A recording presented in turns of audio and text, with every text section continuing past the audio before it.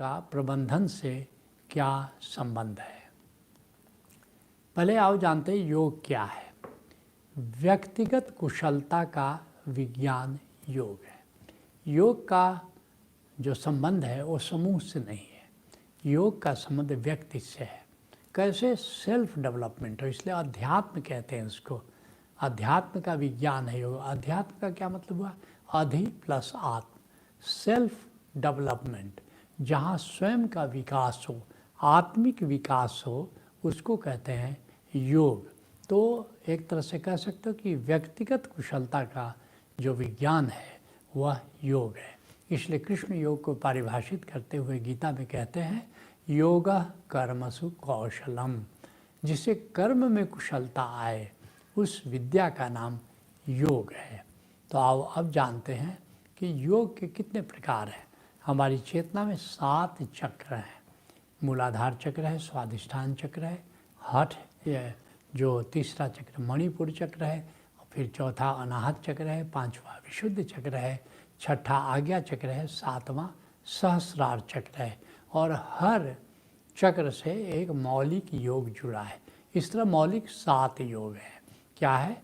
कर्म योग है, तंत्र योग है, हठ योग है, भक्ति योग है, ज्ञान योग है, ध्यान योग है और सांख्य योग है। ये 7 मौलिक मार्ग हैं, ये 7 मौलिक योग हैं। और फिर कुछ मिश्रित योग हैं, कुछ सिनर्जी के योग हैं जो 2-3 योगों को जोड़ करके बनाए गए हैं। जैसे पतंजलि का अष्टांग योग है, ये मिश्रित योग है जिसमें 8 आयाम है, यम है, नियम है, आसन है, प्राणायाम है, प्रत्याहार है, धारणा है, ध्यान है और समाधि है। ये अष्टांग योग है। उसी तरह से राज योग है जिसमें पतंजलि का अंतिम 3 जो धारणा, ध्यान, समाधि 3 को मिला करके राजयोग बनाया गया है। और फिर सहज योग है। ये जो सहज योग है इसमें 3 योग का कॉम्बिनेशन है, ज्ञान योग, भक्ति योग और कर्म योग। और इसी सहज योग को गीता मत भी कहते हैं, क्योंकि भगवान कृष्ण ने गीता में इसको प्रतिपादित किया है। इसी को संत मत कहते हैं, क्योंकि संतों ने सहज योग को ही प्रतिपादित किया है। इसी को गुरुमत भी कहते हैं, क्योंकि गुरु नानक देव और उनकी गुरु सिक्खी परंपरा ने भी इसी योग का प्रतिपादन किया है। तो ये तो हुआ योग के विज्ञान के बारे में। अब आओ जानते हैं कि प्रबंधन क्या है, मैनेजमेंट क्या है। तो सामूहिक कुशलता का विज्ञान प्रबंधन है। मैंने योग के बारे में क्या बताया? व्यक्तिगत कुशलता का विज्ञान योग है। तो प्रबंधन क्या है? वो व्यक्तिगत कुशलता का विज्ञान नहीं है, वो सामूहिक कुशलता का विज्ञान प्रबंधन है। तो जैसे योग 7 प्रकार के मैंने बताया, जो मौलिक योग है 7 प्रकार के हैं, ऐसी प्रबंधन के भी 7 प्रकार हैं, मैनेजमेंट के भी 7 प्रकार हैं। क्या है? पहला सबसे बेसिक, सबसे रूट कह लो, वो है तानाशाही प्रबंधन, ऑटोक्रेटिक मैनेजमेंट। उसमें क्या होता है कि एक व्यक्ति तानाशाह की तरह डिसीजन लेता है और बाकी सब लोग उसको फॉलो करते हैं। जैसे हिटलर तानाशाह हुआ, जैसे मुसोलिनी तानाशाह हुआ। आजकल के युग में तुम कह सकते हैं तालिबान, बस एक कोई हेड होगा, बाकी सब वही डिसीजन लेगा, बाकी सब उसको फॉलो करेंगे। ऐसे ही कह सकते हो उत्तरी कोरिया में किम जोंग तानाशाह है, पूरी उत्तरी कोरिया में तानाशाही प्रबंधन चल रहा है। ऐसे चीन है, जो चेयरमैन होता है कम्युनिस्ट पार्टी का, जैसे शी जिनपिंग है, तो वो तानाशाही प्रबंधन वहाँ चल रहा है। कोई स्वतंत्रता नहीं, कोई बोलने की स्वतंत्रता नहीं है। तो ये तानाशाही प्रबंधन है, जहाँ पर कोई एक व्यक्ति का शासन चलता है, एक व्यक्ति का डिसीजन चलता है। इसी तरह से ऑर्गेनाइजेशन में भी कोई भी कंपनी है, कोई वहाँ एक व्यक्ति तानाशाह की तरह निर्णय लेता है, तो उसको कहेंगे ऑटोक्रेटिक मैनेजमेंट या तानाशाही प्रबंधन। दूसरा है सामंती प्रबंधन, फ्यूडल मैनेजमेंट। उसमें क्या होता है कि एक परिवार का शासन होता है। जैसे अधिकतर जो मुस्लिम देश हैं, मुस्लिम करीब 50 मुस्लिम देश हैं, वहाँ देखोगे कि एक परिवार, जैसे सऊदी अरब हो या अबू धाबी हो, यूएई हो, वहाँ देखोगे कि एक परिवार का शासन चलता है तो उसको कहते हैं सामंती प्रबंधन, फ्यूडल मैनेजमेंट। तो ये कम से कम तानाशाही प्रबंधन से थोड़ा ऊपर है, दूसरे तल पर है। तीसरे तल पर है नौकरशाही प्रबंधन, जैसे ब्यूरोक्रेटिक मैनेजमेंट, जहाँ पर कि ब्यूरोक्रेसी है, सिस्टम से काम चलता है, फाइल कल्चर होता है, तो नौकरशाही है। जैसे पाकिस्तान में नौकरशाही है, ब्यूरोक्रेटिक मैनेजमेंट है। और जहाँ नौकरशाही होती है तो भ्रष्टाचार तो होता ही है।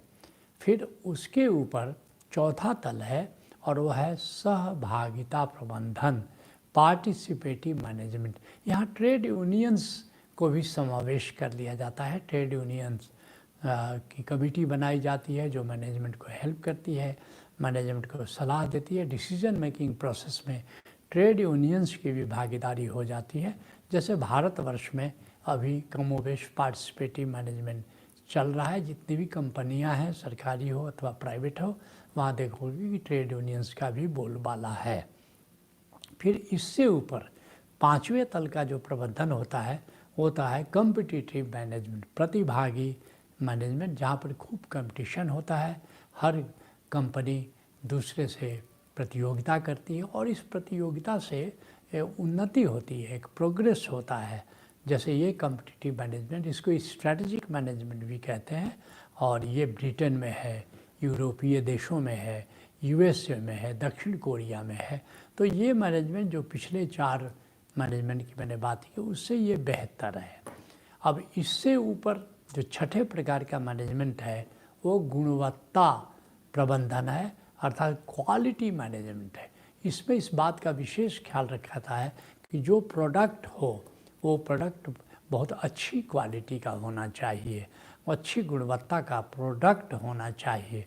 जैसे ये प्रबंधन जापान में चल रहा है। जापान में जो भी सामान बनता है तुम देखोगे कि बड़ी अच्छी क्वालिटी का, क्वालिटी के साथ जापानीज कंप्रोमाइज़ नहीं करते हैं। और इससे भी अच्छा जो 7वें प्रकार का प्रबंधन है वो है कुशल प्रबंधन, और जिसको कहते हैं टोटल क्वालिटी मैनेजमेंट।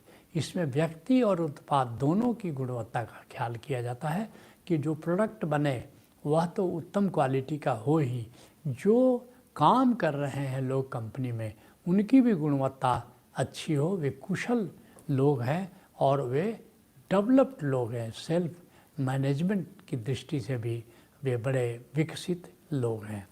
तो अब तुमने पूछा है कि योग और प्रबंधन में क्या संबंध है। तो योग और प्रबंधन में अब संबंध की चर्चा करेंगे कि अभी तक जो हमने कहा कि कुछ प्रबंधन में प्रोडक्ट की गुणवत्ता पर ख्याल रखा जाता है, लेकिन अंत में तुम देखोगे कि जब तक व्यक्ति की गुणवत्ता के बिना प्रोडक्ट की गुणवत्ता संभव नहीं है। अगर व्यक्ति की गुणवत्ता भी अच्छी है तो तुम देखोगे उस कंपनी की फंक्शनिंग बहुत ही क्वालिटेटिव हो जाती है, उस कंपनी का परफॉर्मेंस भी बेहतर हो जाता है।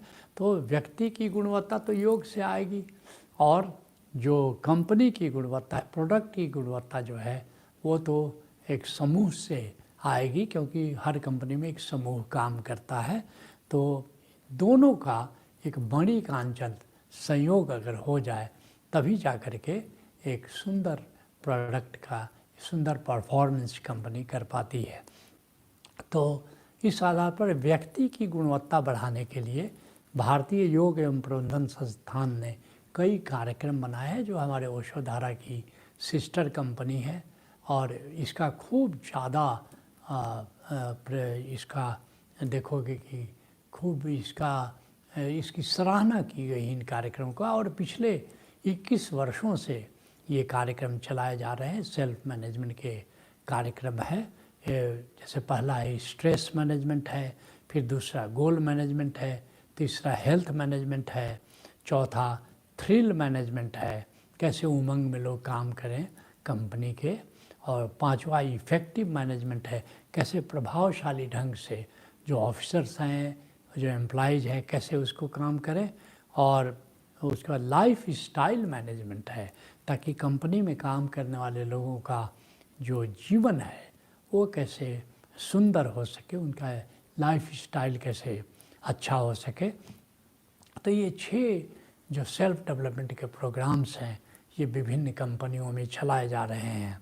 और फिर एक और बात है कि योग को का भी अपने जीवन में समावेश होना चाहिए, जिसके लिए ओशो धारा में 28 तल के कार्यक्रम हैं और कई 28 तल के तो आध्यात्मिक कार्यक्रम हैं, लेकिन इसके अतिरिक्त कई प्रज्ञा कार्यक्रम है, विजडम कार्यक्रम है और कुल मिलाकर के 70 कार्यक्रम हैं। 28 तो जैसे मैंने बताया कि आध्यात्मिक कार्यक्रम है और इस तरह शेष करीब सोचो कि 42 प्रज्ञा कार्यक्रम है। कुल मिला के 70 कार्यक्रम हैं जो ऑनलाइन और ऑफलाइन चलाए जा रहे हैं। तो ये बहुत ज़रूरी है। अब इतने कार्यक्रम देखो चलाए जा रहे हैं कि विभिन्न तल के कार्यक्रमों का निर्माण किया गया है और उसके प्रशिक्षण की प्रणाली तय की गई है। उसके लिए मैनुअल बनाए गए, 70 कार्यक्रमों के मैनुअल बनाए गए हैं और इसके लिए एक बड़ी व्यवस्था की गई है कि ऑनलाइन कार्यक्रम कैसे कराया जाए, ऑफलाइन कार्यक्रम कैसे किया जाए। इसके लिए हार्डवेयर का निर्माण किया गया है। 3 बड़े बड़े आश्रम बनाए गए हैं जहां ऑफलाइन कार्यक्रम चले और इतने विराट स्तर पर ऑनलाइन कार्यक्रम करने के लिए भी एक बड़ी ही कुशल व्यवस्था का निर्माण किया गया है। और ये कुशल प्रबंधन के बिना ऐसा संभव नहीं हो सकता था। तो इसलिए कह सकते हो कि जो ओशो धारा में इस तरह 70 कार्यक्रमों का जो योग और कुशलता से संबंधित हैं, तो एक बड़ा अनूठा उदाहरण है कि कैसे एक कुशल ढंग से एक सिस्टम, जिसमें कह सकते हो कि सिस्टम भी सुंदर होना चाहिए और चलाने वाले व्यक्ति भी कुशल होने चाहिए, तो बड़ा मणिकांचन संयोग होना चाहिए।